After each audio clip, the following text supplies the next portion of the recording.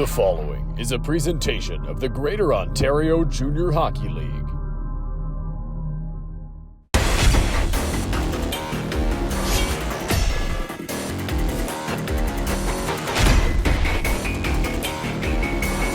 Hi everybody and welcome inside the Waterloo Memorial Rec Complex for our second GOJHL Spotlight game powered by Collins Clothiers this season in Waterloo. Today is a special one. For 90 years, this organization has had a tradition of excellence in the city. The club on the ice has won 12 Sutherland Cup championships, most recently in 2019. That year, a Game 7 overtime winner captured the championship in dramatic fashion.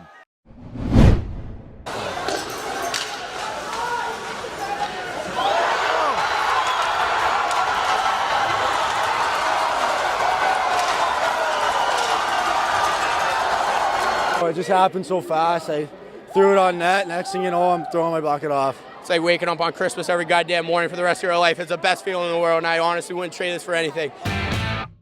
Off the ice, this team has been a staple of the community for decades. Today, the Siskins will wear 90th anniversary jerseys as part of the festivities to honor the proud alumni of this great organization. Prior to this one, there was an alumni game featuring Team Black versus Team Gold with over 60 former Siskins taking the ice. Before that contest, Greg Beaupre was on hand to drop the ceremonial first puck. Beaupre spent 19 years as president of the Siskins and bred winners on the ice with 5 Sutherland Cup championships in that span.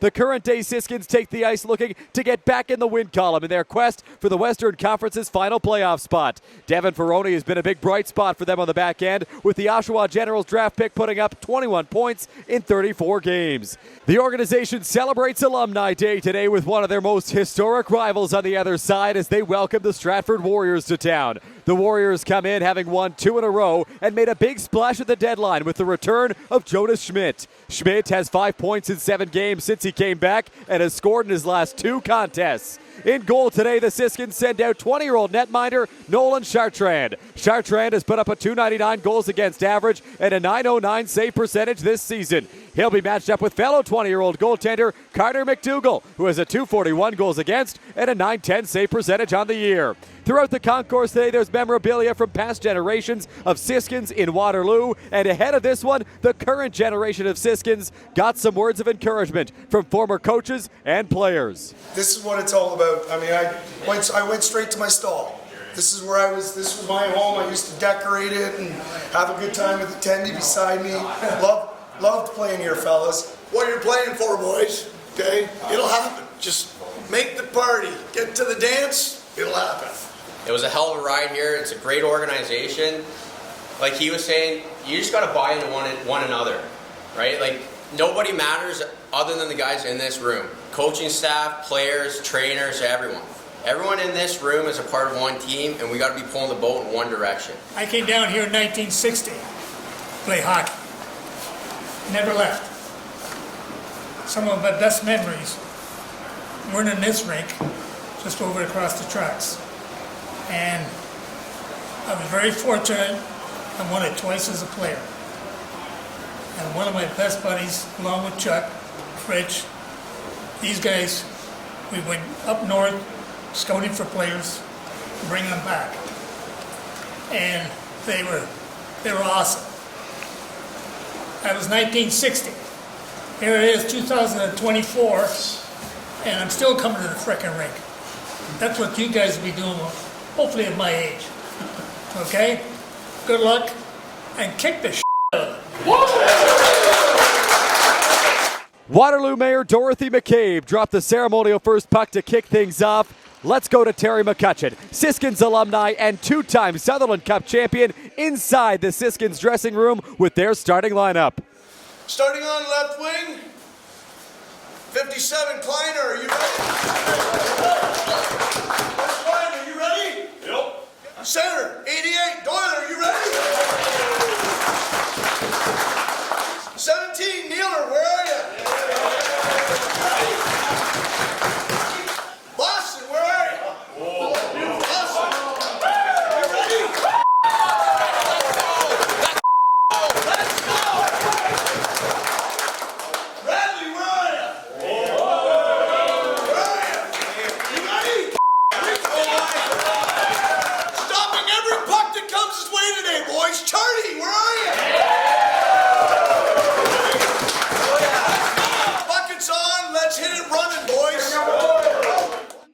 It's the Warriors, it's the Siskins, it's a spotlight game on Alumni Day, and Puck Drop is next on 519 Sports.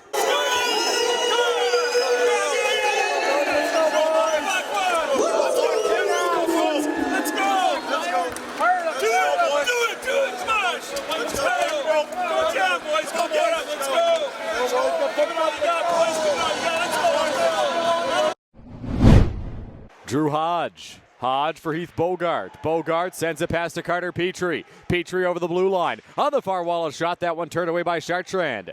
Now thrown back up top. Here's a try from the line. That one deflected out front, and they score! Reese Brown, parked down low, finds the back of the net, and gives the Warriors a 1-0 lead less than 2 minutes into this one. Hodge back on it in neutral ice. Over to Schmidt. Schmidt for Caden Long. Long, cross ice, feed out front. Chartrand had to be sharp, and he was. He'll cover up and hold on for a face-off. Bogart at the line. Bogart to Frayne. Frayne cross ice, finds Schmidt with a shot. That one off the blocker of Chartrand. Bouncing puck in the crease. Comes back up top. Frayne fanned on it. Out to center come the Siskins. It's Ben Oliver with his brother Caden out of the box. Oliver bobbles it. Here's Radley, a shot. That one blocked. Now back out to center, Quinn Kipfer on the far side. Kipfer coming in alone, gets past the defense. Kipfer can't take a shot. He goes barreling into Chartrand, and the net comes off, so we get a whistle. And it'll be skated out to center by the Warriors. Here's Green. Green on the far boards, takes a big hit from Luca Boggio. For Bork, Boston Bork out to center. Blocked there by Aiden Wilson. Wilson takes a couple of collisions, and he goes down to the ice after a bump from Bork. Now Macy. Macy to Clugston cross ice. He takes a shot through traffic. That one didn't make its way through. Wraparound try, Drake Neal, and McDougall got it. Unbelievable sequence there. Neal nearly had a goal for the Siskins, but Carter McDougall able to make the stop. Clugston onto the near side. Macy fires it cross ice. Klein gets stripped of the puck. Warriors trying to get back in. Here's Jonas Schmidt. One-on-one with the Chartrand. He slides it 5-hole, and the Warriors go up 2 late in the first period. Jonas Schmidt buries it on the backhand, and it's 2-0 Stratford with 7.3 seconds left in the first frame. Drew Hodge, final 10 seconds, the power play here. Siskins able to get it out to center. They've got a 2-on-1 shorthanded. It's Middleton down the near side with Mallory. Middleton takes a shot.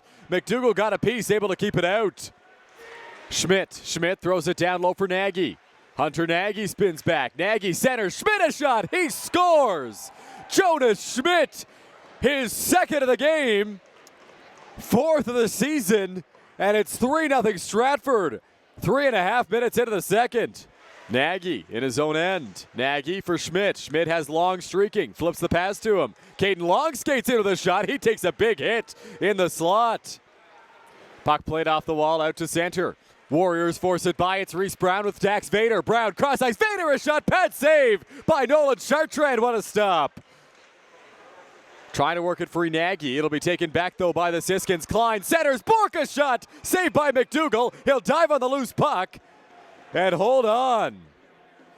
Now Petrie looks for it. Back out at center come the Siskins. Ben Oliver into the offensive zone. Oliver makes a move. Oliver on the backhand. Pad save by McDougall. Siskins back out to center. A big hit at the blue line by Aiden Wilson there on Brenton. Klein, Ferroni, Neal. Neal throws it down towards the goal, tipped in front, and they score! A bouncing puck down low, and Ben Oliver gets the Siskins on the board on Alumni Day. It's 3-1. A minute and a half into the third. Now on the near side, Hodge. Hodge takes a hit from Ben Oliver. Now Marshall. Marshall in close, a shot, pad save by Chartrand. On it is Binder. He centers for Marshall. It'll come back out to center ice as Macy and Binder are tangled up in behind the play. Reese Brown wins the draw. Marshall bobbles the puck, comes back up the line. A shot tipped out front, and they score. Heath Bogart threw it towards the net. And with a double screen in front, the Warriors able to put it by and regain the 3-goal advantage. Turns the puck over. It's Caden Long. Long takes a hit and gets thrown down to the ice by Jake Mallory. Long skating off the bench, clearly laboring. after that big check on the near side from Mallory. Now Nagy. Nagy out of the near side. Back out there, Caden Long. Long takes a shot, save made by Chartrand. Down low, Schmidt. Schmidt takes a bump from Bork. A tie up down low. Binder takes a couple of whacks. A big hit up high from Boston Bork. And that's going to get a reaction in the corner here. Klein dragging Hodge around. And now we've got a melee. Officials try to get in the way of this and separate things. Bork and Klein with a couple of big hits in the corner. Stratford took immediate exception. And now everybody's going to be separated here by the officials. Marshall sends a pass down low for Slattery, bumped off his stick, and Klein hits him hard in the corner. Stratford not happy about that. A pass finds Campbell with a shot. That one turned away by Chartrand. Marshall jawing with Ferroni in the corner. Slattery slap shot from a tight angle misses the mark. So the Stratford Warriors make it 3 wins in a row as they come into Waterloo, take the lead early, and never look back. It's a 4-1 win for the Warriors. Jonas Schmidt with a pair of goals in the contest, and Carter McDougall with 19 saves on 20 shots. It's nice to get that first one early in the first, and I mean, for us, it's just every shift's the same attitude going out on the ice. We got a job to do every time we're out there, and it doesn't really matter what the score is. We've got a game plan that Willie gives us, and we just want to go out and execute it. Every game against KW is fun. It's been a rivalry for a long time. Some of us have parents that played on either team, and we know that when we play the Siskins, it's going to be a good game, no matter how strong each team is that year. And yeah, for us, it was a big day for them, but we kind of wanted to come in and spoil it, and that was just us playing hard and sticking to the game plan. It was nice to contribute tonight. Nags made a great play on both of those ones, and I don't know. It's just you know, it feels good to help out in the win, and you know, just trying to do the little things right, get to the right areas, and yeah, I was lucky enough to cash in on both those tonight. I thought we were good all the way through the lineup. We came in right from the start of the period thinking we wanted to spoil their party, and we know how great of an organization is on that side, and we wanted to show how good Stratford is as well, and I thought we did that perfectly tonight. We have a lot of really young, skilled hockey players, and we have a good mix of guys who have won 2 years ago, like Cole Lewis, Hayden Frayne, and Jonas Schmidt. So we just want to pass on some information about how to win and what it takes to win, whether that's working hard and doing the little things right, and even focusing on the details a little bit and having good nutrition and a good diet. Friday night in St. Thomas, we kind of got away from that type of hockey, and today that's kind of something we really harped on, is getting back to our game plan. You know, it's a big day for them, so they're going to come out with a little more jump. So we wanted to respond with that and come out just as hard and play our game of hockey. They're a long-time rival. You know, I've been on the team 3 years now. We've been rivals ever since. You know, again, tough start, quick start for them. You know, we tried to stay positive, keep our feet moving. You know, second period, I think we brought all the energy. We had the momentum in that second period. We were going. Again, the start was tough, but we, you know, tried our best to keep through it, keep positive on the bench, keep the energy going. We tried to rally. You know, we were going. I think we were going, and it was a tough start. Being a Siskin, this is obviously my first year here, so you know, it's a lot to come into. Seeing this alumni game really puts it front and center who I'm playing for, the team I'm playing for, just the history of this organization. Older guys like Clugston here, you know, coming in and working behind these guys, working with them, it's really special. My fondest memories obviously has to start with winning the Sutherland Cup in 2019. Like, that was a pretty big accomplishment, but I think it was just the guys. Like, just what I miss the most is just being in the room.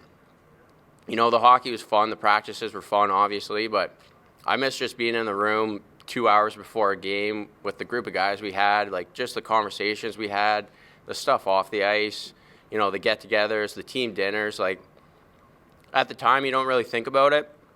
You just go along with it. You think this is never going to end. And now that you're out of it, kind of living the real world, the real life, some people say, you miss those moments. You miss having little responsibility and just worrying about, you know, the guy next to you and what you got to do to go win a game. So a lot of great memories from 2019, and it's going to be fun catching up with some of the boys here and talking about with those memories. First word comes to my mind is fun, and then nostalgic. I think it's pretty amazing to see all the different ages, because you hear about all the guys growing up through the club, and essentially a fraternity of guys, of hockey players from around here. So it's pretty cool to see the guys from like 20, 30 years ago wearing the different like championship jackets, and you just see like you see excellence. It's surrounded by you, not only from like being a young hockey player and hockey players, but like community leaders. It's about the relationships formed, not just on the ice and in the room, but I mean the tightness within the group.